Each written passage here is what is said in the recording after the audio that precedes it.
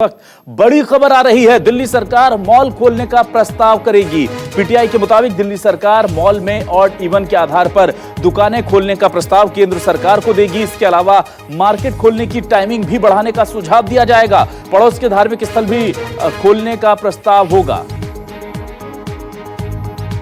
और हमारे साथ हमारे वरिष्ठ सहयोगी संजीव त्रिवेदी जुड़ चुके हैं। संजीव जी, बेहद चौंकाने वाला ये प्रस्ताव हो सकता है, क्योंकि हमने 2 दिन में अब तक की हाईएस्ट उछाल जो है, पीक जो है वो देखी थी, और ऐसे में जब सबसे ज्यादा कोरोना के मरीज आ रहे हैं दिल्ली में, उस वक्त इस तरह का प्रस्ताव कैसे देखते हैं आप? देखिए, पिछली दफा जो प्रस्ताव भेजा गया था उसमें आंशिक रूप से मान लिए गए थे कई प्रस्ताव दिल्ली सरकार के, केवल मेट्रो चलाने वाली बात को नहीं माना गया था।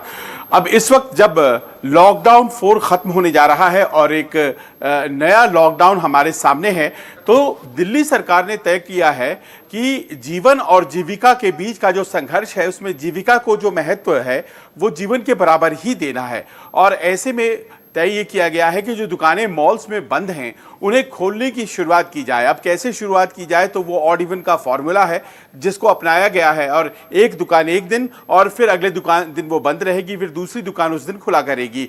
अलावा इसके आपको बताते चलें कि जो मंदिर, मस्जिद, गिरजाघर दिल्ली में बंद हैं लगातार, उनको खोलने के लिए भी रिकमेंडेशन जा रहा है। और ये रिकमेंडेशन इसलिए ज़रूरी है कि सरकार पर बहुत दबाव था रमज़ान के दौरान और उसके बाद भी कि जो जितने भी धर्मस्थल हैं उन्हें खोला जाए। तो कुल मिलाकर ऐसा लगता है कि ओपनिंग अप की दिशा में राष्ट्रीय राजधानी बढ़ रहा है, और ये जो आप चिंताएं व्यक्त कर रहे हैं, शायद इसे कंट्रोल करने में सक्षम है दिल्ली। ये संदेश भी इन रिकमेंडेशंस के जरिए दिया जाएगा। जी बिल्कुल। और क्या जाहिर सी बात है कि दिल्ली में जब इस तरह की चीजें निकलकर सामने आती हैं, तो फिर बाकी राज्य भी, चूंकि सभी को अपनी आर्थिक दर जो है, विकास दर है, उसको देखना है, तो हो सकता है बाकी राज्यों से भी इस तरह की मांग निकल कर आए। अब देखिए, आज ही पश्चिम बंगाल ने भी ये मांग की है और उसने अपने यहाँ तय भी कर दिया है कि जो रिलीजियस प्लेसेस हैं, धार्मिक स्थल हैं, वो वहाँ खुला करेंगी। हाँ, ये संख्या जो है वहाँ कम रहेगी, और मुझे लगता है कि दिल्ली में भी जब ये लागू होने जा रहा है